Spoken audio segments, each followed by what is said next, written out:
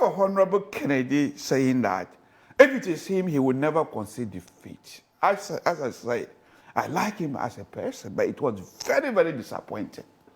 For me, I was very proud to have Dr. Mahmoud Bawumia as the flag bearer who would do his own mathematics. What do you find wrong with what Kennedy Agyapong said? Listen, in a democracy, you fight hard to win. And if you want to sustain that democracy, you have to be fair, take into account the interests of the country. If you do your own mathematics, you are not winning. In a proper, healthy democracy, it is right to congratulate your opponent very early. And if you look at the mature democracies, such as Britain and the United States, of which we aspire to become like them, they do so. They do it. It gives hope to the citizens. And as he said, he does so to avert a potential conflict that he could foresee, that people were preparing. And you remember, I mean, lead up to this election, the NDCs made it very clear they were prepared for a fight. It was very clear. But to the extent that it is purely discretionary. Yes. It's a matter of choice. Yes. As to whether to concede early or to concede to the last, bell is rung. Yes. I mean, why would you fault somebody who says, I am prepared? Yes. Or I won't concede until the Electoral Commission finally makes a declaration. Okay. That's just a matter of style. A leadership style. Not really. It's a matter of choice. It's not really. I mean, you have watched the United States elections. No, you're talking about best practice, right? People concede just based on TV reporting. I agree with you, but I'm saying that they trust the system. I agree with you, but I'm saying that in itself is a matter of choice. But I have just told you, leading up to the election on the election day, the tension was huge. A potential conflict, potential violence.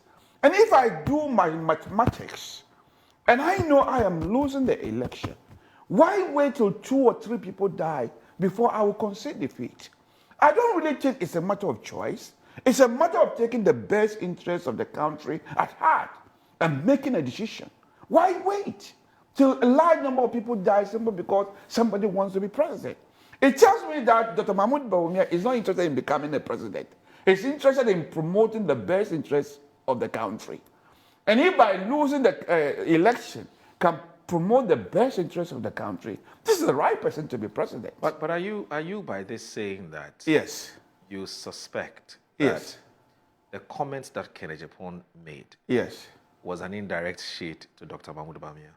Obviously, I mean, since if you read the international press at that time, he was credited for this, and we know since 1994 he's the only person who have done that. And for me, this is a statesman. This is not something to criticize him. So what, to hold up to what point? But they're saying that if a slab is going to be your slab, you might as well receive early. Ken also says that this is Africa. Okay. You know, in so Africa, we should allow people to die. We do our things in a certain way, and so for as long as this democratic exercise is being conducted in an African space, on African terrain, he won't accept defeat until the Electoral Commission comes out to declare that he has lost or he has won. So in Africa, we must necessarily allow citizens to lose their lives simply because we want power. Is that what we are communicating to ourselves? As Africans, what makes the white people more special than us? Aren't we? So for me, I don't agree with that. But as I said, I respect him as a person. And you could see the way that Mahmoud Bawumia is going. He is conducting an issue-based campaign. What are the issues Dr. Mahmoud Bawumia is raising? Oh, he has raised a number of issues. Tell me what are the issues. Okay. So, for example, he urged members that, look, this is a family fight. There's no need to throw personal insults towards each other. Tell us how best you can actually promote the Ghanaian interests. And if he has an opportunity to become the flag bearer, the economic development, he's going to take it heads on. The Ghanaian economy is largely informal. And you could see the attempt of this ID card was to help formalize our situation. Look, believe it or not, large number of our people do not even pay taxes. People have earned huge sums of money in the informal sector, but they are not giving us the helping hand we need to develop the country. But to be able to do this, first of all, he needs the delegates to vote for him. Are you saying this is what he's telling the delegates? No. I mean, the delegates, for me, what I would tell the delegates is... I'm talking about what he's telling them, not what you would tell them. So one point is that they say he's not likely to become president because of the votes we get. But we know since 1992, with the exception of President Rawlings, there's nobody who had it one time. President Kufuor have tried twice before becoming president. I think that Akufo-Addo have tried almost 3 times. Even the sitting president lost when he was even the sitting president. He lost. So how could it be Bawumia issue? No. It is the nature of our politics. For me, Ghanaians even prefer consistency. If you consistently present somebody, you become president. That is why we are saddled with this incompetent president we currently have in the name of President John Mahama. They have rejected him, but because of consistency, the NDC have presented him again, and now we have him as a president. He is marketable, he's known. And during the last 10, 15 years, look at the way as a vice president, he had campaigned for our party. Okay, so very unique. Let's interrogate the consistency argument. Okay. It may not be borne by the facts. Okay. What are the facts? Professor Edubuahene, yes, when he stood in that 1992 elections, yes, with George Rawlings, okay, on the ticket of the New Patriotic Party, okay, your party jettisoned him, okay, and they didn't give him an opportunity to stand again, okay, because they felt at the time that the gap between Rawlings and Professor Edubuahene was so wide. At the time, it was 57 to about 30-something%. Okay. And so they said, look, you can't do the job, so go away. Okay. And then they brought Kufuor, okay, who also did not win, but of course brought the numbers down. Okay. And then, of course, in 2000, we know that Kufuor won eventually, and then declared Ghana HIPIC. Okay. So when you make the argument that within the MPP, the tradition has always been... It's not only the MPP, we're talking about both sides. Okay. It's an internal party matter. Okay. But you're saying that within the MPP, what has been the tradition is that people who aspire to lead the party are given more than a chance to be able to make a case as to why they are the ones who are most deserving to lead the party. Yes. Do you understand what I'm saying? Yes. Of course, it's the same in the NDC. We've seen Professor Mills do it 3 times before he won. Yes. We've seen John Mahama try 2016, didn't work out. 2020, they went and worked out in 2024. Okay. 3rd attempt. Okay. So yes, to some extent, the 3rd attempt argument holds. Yes. But in the case of the MPP, I've just told you about Professor Edubuahene. So and Ken Agyapong, in fact, in the video we played, Ken raises that issue and says, forget about people who are saying that in MPP there's always an opportunity, a second or third opportunity. How do you respond to that? The argument I advanced were not only limited to the MPP. It was just limited to the 2 major parties. So if one of Professor Edubuahene, though people said there were other factors that let him not win it, perhaps some people mentioned health reasons. So obviously you cannot present somebody who have health challenges. But when we say consistency, let's assume there were no such challenges. But with Professor Mills, then Nana Akufo-Addo, John Mahama, and then now we have Bawumia. And can't you still make argument that consistency helps? Because Edubuahene is a one-off. But we know Professor Atta Mills, he was presented several times. And John Mahama has been presented at least twice. And then Akufo-Addo is presented twice. So I believe we can make the argument that consistency helps. But it is not just the fact that you are presenting him consistently. It's the nature of that particular person. I do agree. Now, Professor, believe it or not, among all these aspirants, Bawumia is a household name across the country than any one of them. Bawumia is a household name. I admit after Bawumia Ken is likely to be the next popular person as compared to the other candidates. So if you are looking at it in terms of popularity, who are we going to spend more money to market?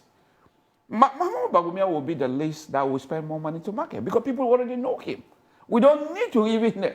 And then I believe he's uniquely placed. People see him to be a genuine leader.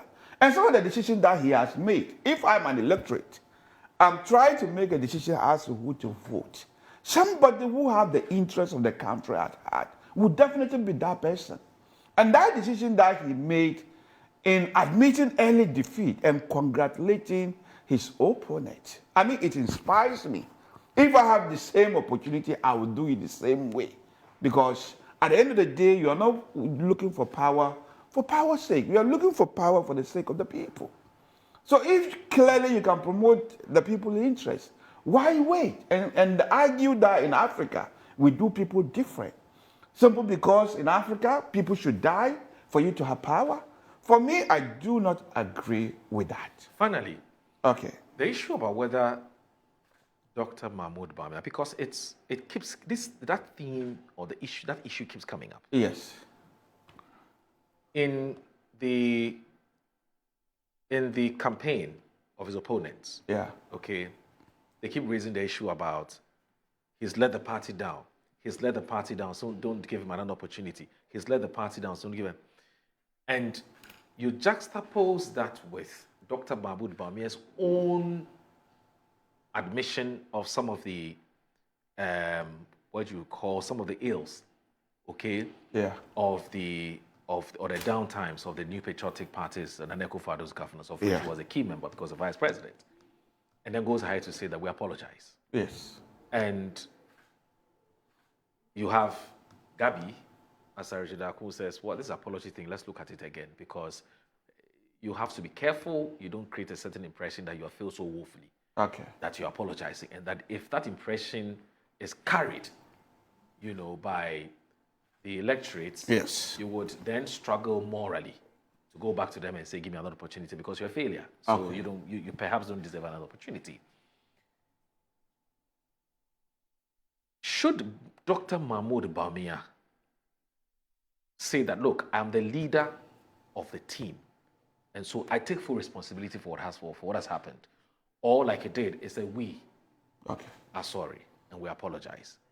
So should he take the blame and, the accusations at the same time? Yeah. Or you think that it must be a collective blame, a collective credit. Now, in doing that, you must also be careful. You must also be careful because some people are going to come and say, well, the same Dr. Mahmoud Bawumia is taking credits for A, B, C, D. Yeah. And so why are you taking credit for certain things and say, well, when it comes to the blame, we share? Put all of that in context. Okay. Did you get the point? Yeah, I got a point. Yes. Should we blame him solely for it? Or is it collective blame, collective gain? Okay, thank you very much. I think people misunderstood the nature of the apology he issued. Okay. He's not apologizing for every decision that we made, but he's apologizing for some specific decision that we have made. Do you think have caused people some Do you pain. think he probably should have stated those issues that he's apologizing for in order to sort of, put everything in its proper perspective? Yeah, maybe at that particular point. But then if you listen to the campaign, the series of campaign, he's not only the only person who regrets for certain decisions. I understood the former president have also made comments. Absolutely true. About the haircuts. You mean the DDP? Yes. So, I mean, it's probably known as the haircut, right. the debt restructuring, and some of the decisions that we make that affect people's investment. For me, public officials, there's nothing wrong with public officials admitting that we have got certain things wrong. But if you admit you've got certain things wrong and apologize for it, it is just illogical to conclude that you are wrong in everything. For me, even though we incurred difficulty towards the end of the Akufo-Addo administration, I still believe that President Akufo-Addo administration, history will judge him right that he has made some tremendous achievement.